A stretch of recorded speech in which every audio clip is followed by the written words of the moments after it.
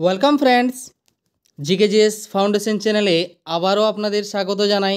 তো ফ্রেন্ডস, যেমনটা আমরা কিছুক্ষণ আগে প্রাইমারি টেট 2023-এর ইভিএস অর্থাৎ এনভায়রনমেন্টাল সায়েন্সের অ্যান্সার কি নিয়ে এসেছিলাম, অলরেডি অনেকজন বন্ধুরা সেই ভিডিও কিন্তু অলরেডি দেখেছেন এবং তারা মিলিয়ে নিয়েছেন যে তাদের স্কোর মোটামুটি কেমন হয়েছে।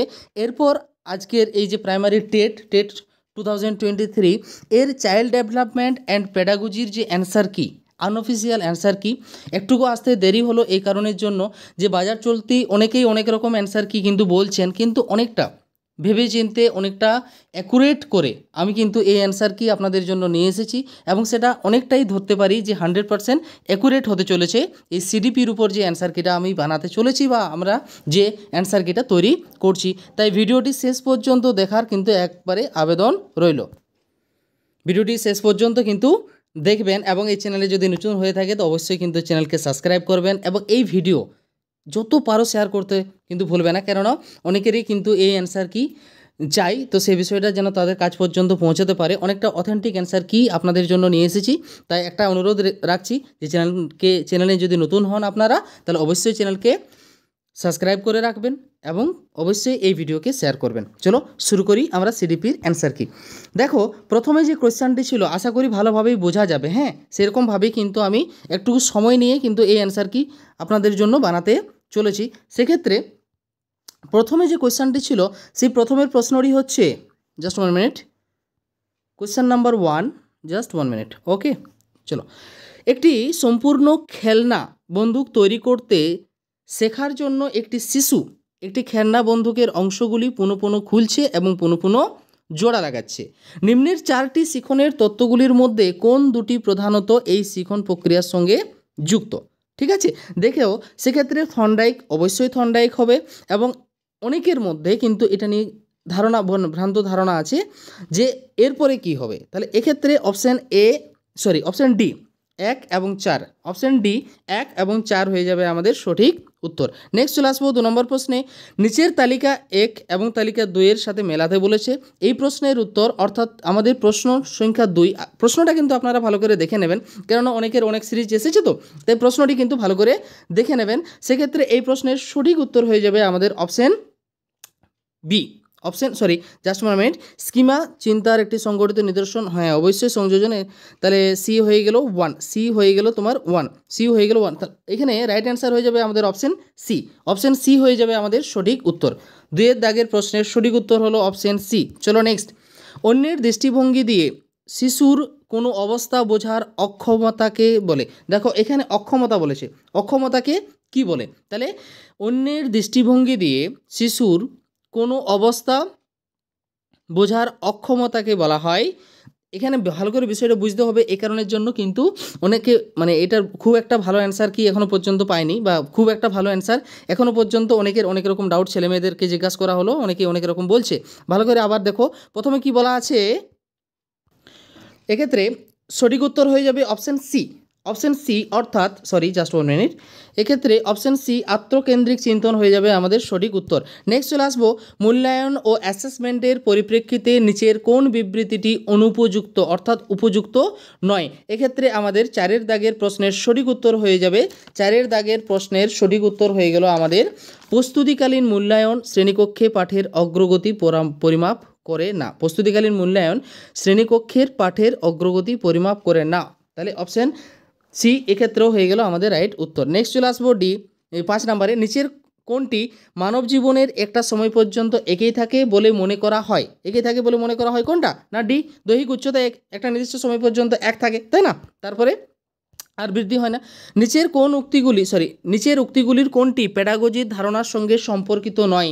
এক্ষেত্রে অপশান বি, অর্থাৎ 6 দাগের প্রশ্নে অপশান বি হয়ে যাবে আমাদের সঠিক উত্তর। 6 দাগের প্রশ্নের অপশান বি, পেডাগোজি সাংস্কৃতিক প্রভাবের প্রেক্ষিতের প্রতি উদাসীন, এটা হবে আমাদের 6 দাগের প্রশ্নের রাইট উত্তর, অপশান বি।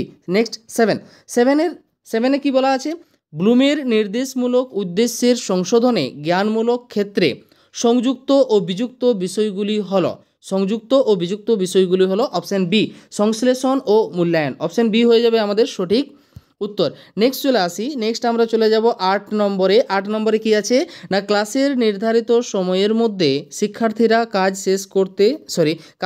শেষ না করতে পারায় বিরতির কিছু সময় কেটে কাজের সময় বাড়ানো হলো, এটি যার উদাহরণ।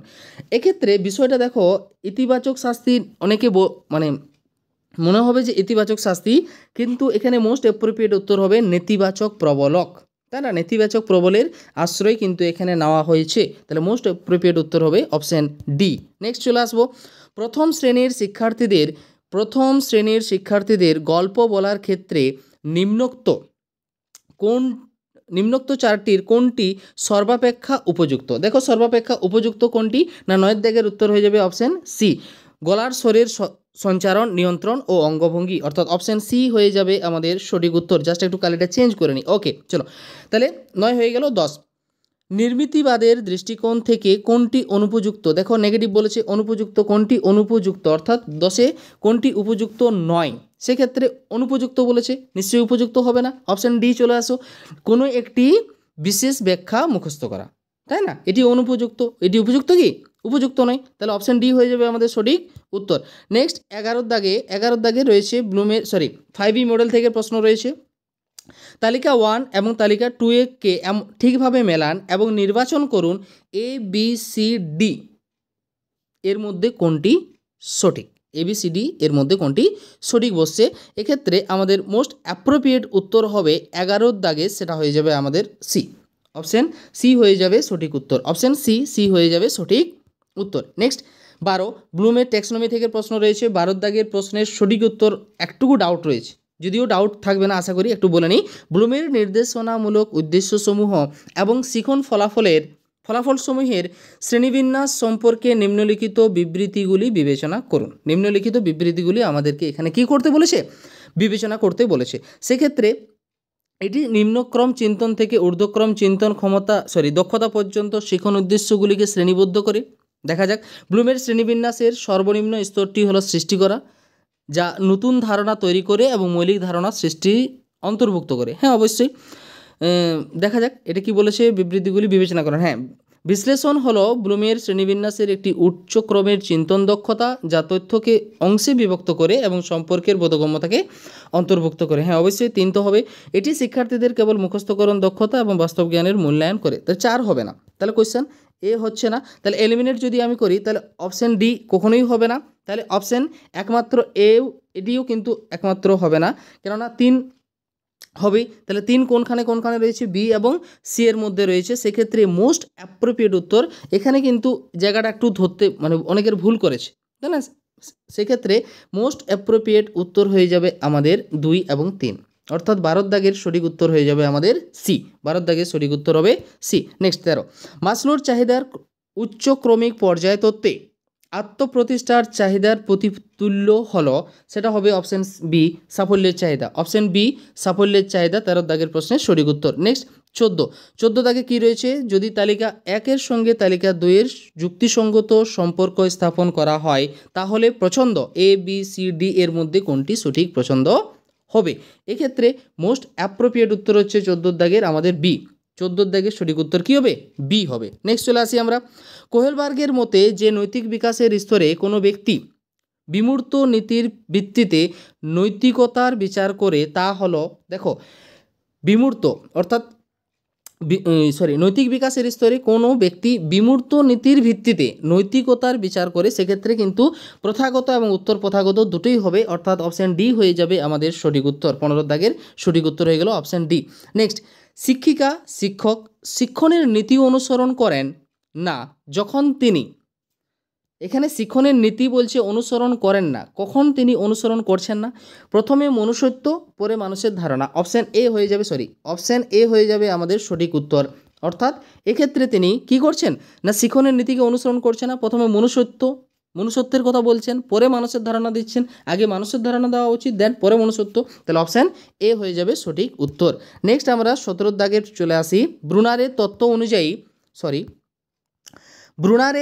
17 দাগের প্রশ্ন, জাস্ট 1 মিনিট। ব্রুনারের তত্ত্ব অনুযায়ী ঊর্ধ্বক্রমে শিখনের স্তরগুলিকে সাজাতে বলেছে। তাহলে এই দাগের প্রশ্নের সঠিক উত্তর অপশান এ, সক্রিয়তামূলক, মূর্ততাধর্মী এবং সাংকেতিক। এটা হয়ে যাবে আমাদের সঠিক উত্তর। নেক্সট চলে আসি আমরা 18 দাগের প্রশ্নে, নিম্নোক্ত বিবৃতিগুলি বিবেচনা করুন। এক্ষেত্রে নিম্নোক্ত বিবৃতিগুলি আমাদেরকে কি বলেছে, বিবেচনা করতে বলেছে। সেক্ষেত্রে সঠিক উত্তর হয়ে যাবে অপশন বি। অপশন বি হয়ে যাবে আমাদের সঠিক উত্তর, অপশন বি, অর্থাৎ 2 এবং 3, 2 এবং 3 হয়ে যাবে আমাদের সঠিক উত্তর। নেক্সট 19 দাগে বিবৃতি থেকে প্রশ্ন ছিল। দেখো আজকের যে টেট পরীক্ষাটি হলো, এখানে কিন্তু একটু কোয়েশ্চানগুলো অনেক বড় বড় করেছিল। তার মূল কারণ হচ্ছে সময়ের একটা ব্যাপার, টাইম ম্যানেজমেন্ট টেটের পরীক্ষায় খুব একটা ভাইটাল, তাই না? তো সেক্ষেত্রে প্রশ্নের যে আকৃতি বা যাই বলি না কেন, তা একটুকু অনেকটাই দীর্ঘায়িত ছিল, অনেক বড় বড় প্রশ্ন ছিল, তাই না? সেক্ষেত্রে আমরা 19 দাগের প্রশ্নে চলে এসেছি। 19 দাগের প্রশ্নে কী বলা আছে, ধারাবাহিক ও সার্বিক মূল্যায়ন সম্পূর্ণরূপে শিক্ষাগত কৃতিত্ব এবং পরীক্ষার ফলাফলের উপর দৃষ্টি নিবদ্ধ রাখে।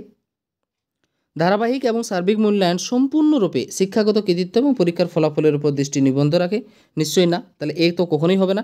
ধারাবাহিক এবং সার্বিক মূল্যায়ন শিক্ষার্থীদের বিকাশের একটি ব্যাপক দৃষ্টিভঙ্গি প্রদানের জন্য গঠনমূলক এবং সামগ্রিক মূল্যায়ন উভয়কে অন্তর্ভুক্ত করে। হ্যাঁ, অবশ্যই। তাহলে এ হবে মিথ্যা এবং বি হবে এ হবে মিথ্যা এবং আর যুক্তিটা হবে কিন্তু সত্যি। অপশন ডি হয়ে যাবে আমাদের সঠিক উত্তর, অপশন ডি হয়ে যাবে সঠিক উত্তর। নেক্সট 20 দাগের প্রশ্নে চলে আসি। ইংরেজি গদ্য উচ্চস্বরে পড়বার সময় শিক্ষিকা বা শিক্ষক শিশুর উচ্চারণের অসুবিধা শনাক্ত করেন, ডায়াগনোসিস করলেন, তাই কি করলেন, ডায়াগনোসিস করলেন। অপশান ডি হয়ে যাবে সঠিক উত্তর, নির্ণায়ক অপেক্ষা। ঠিক আছে, অপশান ডি হয়ে যাবে সঠিক উত্তর। 21 শিক্ষক প্রশিক্ষণ প্রতিষ্ঠানে অনুশিক্ষণের মূল উদ্দেশ্যগুলির মধ্যে অন্যতম হলো কোনটি? খুব একটা ভালো প্রশ্ন ছিল 21 দাগের প্রশ্ন, খুব একটা ভালো। দেখো এক্ষেত্রে কি করা হয়, সিম্পল, খুব বেশি জটিল করে ভাবলে এই প্রশ্নের উত্তর কিন্তু আমরা কিন্তু ভুল করব। অনুশিক্ষণের মূল উদ্দেশ্য কি, অনুশিক্ষণগুলি অনেকগুলি স্টেজে হয়, তাহলে সেই স্টেজগুলির যে ধারণা তাই তো আমরা লাভ করি, তাই না? অপশান এ সঠিক উত্তর হয়ে যাবে, শিখন দক্ষতা সম্পর্কে ধারণা প্রদান। Next 22 number. দেখো নাম্বার বলছি, অনেকের তো সিরিজ আছে, তো ভালো করে কোশ্চেনটি দেখে এর উত্তর মিলিয়ে নেওয়ার একটু চেষ্টা করবে। 22 দাগের যে প্রশ্ন ছিল সেই প্রশ্ন কি হবে একটু চলো দেখিয়ে নিই। সক্রিয় চিন্তন স্তরের শিক্ষণের প্রাসঙ্গিক প্রশ্নটি হবে। সক্রিয় চিন্তন মানে শিশু কী করবে, সক্রিয়ভাবে চিন্তা করবে, তাই না? তাহলে সেক্ষেত্রে শিশু পুরোপুরি 100% ইনভলভ থাকবেন এর মধ্যে। তাহলে এক্ষেত্রে সবচেয়ে প্রাসঙ্গিক প্রশ্নটি হবে ডি। যদি ইলিশ মাছ জলের বাইরে অনেকক্ষণ বেঁচে থাকতো তাহলে তোমার ব্যাখ্যা কী হতো? তাহলে এক্ষেত্রে শিশু কিন্তু সক্রিয়ভাবে চিন্তা করার সামর্থ্য করা বা চিন্তা করার যে বিষয়টা কিন্তু এখানে এগিয়ে আসছে। অপশান ডি অনেক অ্যাপ্রোপ্রিয়েট উত্তর, যদিও এই প্রশ্নের জন্য আমাদের পর্ষদের অ্যান্সার কির জন্য ওয়েট করতে হবে, তাই না? তো মোস্ট অ্যাপ্রোপ্রিয়েট উত্তর যারা ডি করে এসছো অবশ্যই ঠিক হবে। 23 দাগের প্রশ্নের সঠিক উত্তর হয়ে যাবে। দেখো প্রশ্ন অনেক বড় ছিল, পরে একটু দেখে নেবে। অপশান সি হয়ে যাবে সঠিক উত্তর, অপশান সি হয়ে যাবে আমাদের সঠিক উত্তর। অপশান সি কী হবে, অপশান সি হয়ে যাবে সঠিক উত্তর। নেক্সট কম্পিউটার সাক্ষরতার প্রশিক্ষণের সঙ্গে যুক্ত শিখনটি। কম্পিউটার সাক্ষরতার প্রশিক্ষণের সঙ্গে যুক্ত শিখনটি হলো তথ্যগত শিখন। তথ্যগত শিখন অপশান ফাংশনাল লার্নিং, তাই না? তথ্যগত শিখন অপশান ডি হয়ে যাবে সঠিক উত্তর। নেক্সট 25 যখন শিক্ষার্থীরা প্রদত্ত তথ্যের মধ্য থেকে চিন্তনের চেষ্টা করে তখন তাকে কি বলা হয়? 25 তখন তাকে অপসারী চিন্তন বলে। কি বলা হয়? অপসারী চিন্তন তাকে বলা হয়। খুব ভাইটাল একটা জায়গা, অপসারী চিন্তন। হ্যাঁ, এর মধ্যে কিছু ব্যাপার দেওয়া আছে, দেন তার বেসিসে তারা চিন্তা ভাবনা করছে, তাই না? মানে প্রদত্ত তথ্যের ভিত্তিতে তারা চিন্তা করছে, তাই না? তাহলে সেক্ষেত্রে অপসারী চিন্তন হয়ে যাবে আমাদের 25 দাগের সঠিক উত্তর। নেক্সট 26 অন্তর্ভুক্তিমূলক শিক্ষায় ঘাটতি ভিত্তিক ধারা বা ডিফিসিয়েন্ট বেসড অ্যাপ্রোচের প্রয়োগ অনুৎসাহিত করা হয়, নেগেটিভ বলেছে কারণ। তাহলে এক্ষেত্রে 26 দাগের সঠিক উত্তর হয়ে যাবে অপশান সি। এটি শিক্ষক শিক্ষিকাকে শিক্ষার্থীর শিখন সক্ষমতাকে যথাযথ গুরুত্বদানে সক্ষম করে তোলে না, নেগেটিভ বলেছে, তাই না? তাহলে অপশান সি হয়ে যাবে সঠিক উত্তর। নেক্সট অভিজ্ঞতার তালিকা দেওয়া আছে। এটা এডগার ডেলের একজন মনোবিজ্ঞানী। এডগার ডেলের অভিজ্ঞতার শঙ্কু সর্বোচ্চ 4টি অভিজ্ঞতার কথা আমাকে এখানে জানতে চেয়েছে, অর্থাৎ 27 উত্তর কি হবে? 27 উত্তর হয়ে যাবে অপশান বি। অপশান বি হয়ে যাবে সঠিক উত্তর। নেক্সট একই শ্রেণীর একই বিষয়ের একই পরীক্ষায় দুজন শিক্ষার্থীর মধ্যে একজন পেয়েছে 45 এবং অপরজন পেয়েছে 90, তাহলে বলা যাবে, খুব জটিল করে ভাববার কোনো দরকার নেই, 28 দাগের প্রশ্নের সঠিক উত্তর হয়ে যাবে অপশন ডি। অপশন ডি হয়ে যাবে সঠিক উত্তর। অর্থাৎ প্রথমজন দ্বিতীয়জনের থেকে 45, প্রথমজন দ্বিতীয়জনের থেকে কত কম পেয়েছে? 45 নম্বর কম পেয়েছে। আমি ওদের দক্ষতা বা জ্ঞানের বিষয়টাতে আসছি না, অপশন ডি হয়ে যাবে সঠিক উত্তর। নেক্সট 29, কোনো একটি বিশেষ সংস্কৃতিতে কখন এবং কিভাবে ভাষা ব্যবহার করা হবে তার নিয়মাবলীকে কী বলা হয়? প্র্যাগম্যাটিক্স। কী বলা হবে? Option B, pragmatics. প্র্যাগম্যাটিক্স বলা হবে, তাই না? চলো, ব্যক্তিগত শিক্ষণের ক্ষেত্রে আবশ্যক, ব্যক্তিগত শিক্ষণের ক্ষেত্রে আবশ্যক বিষয়টি হলো, ব্যক্তিগত শিক্ষণের ক্ষেত্রে অনাবশ্যক, এখানেই পড়তে অনেকে ভুল করে দেয়। কি বলেছে? অনাবশ্যক বিষয়টি, সেটা হচ্ছে সি, অর্থাৎ নর্ম ভিত্তিক পরীক্ষা, নর্ম রেফারেন্স টেস্ট, নর্ম ভিত্তিক পরীক্ষা। অপশান সি হয়ে যাবে আমাদের সঠিক উত্তর। তো আমরা এখানে সিডিপি থেকে যে 30খানা প্রশ্ন ছিল, সেই 30খানা প্রশ্নই কিন্তু আমরা ডিটেলসে একটু অ্যানালিসিস করে অ্যান্সার কি আলোচনা করার চেষ্টা করলাম। আশা করি আপনাদের মনোমতন হয়েছে, কেননা অনেকটা অথেন্টিক অ্যান্সার কি আপনাদের জন্য আমি নিয়ে এসেছিলাম।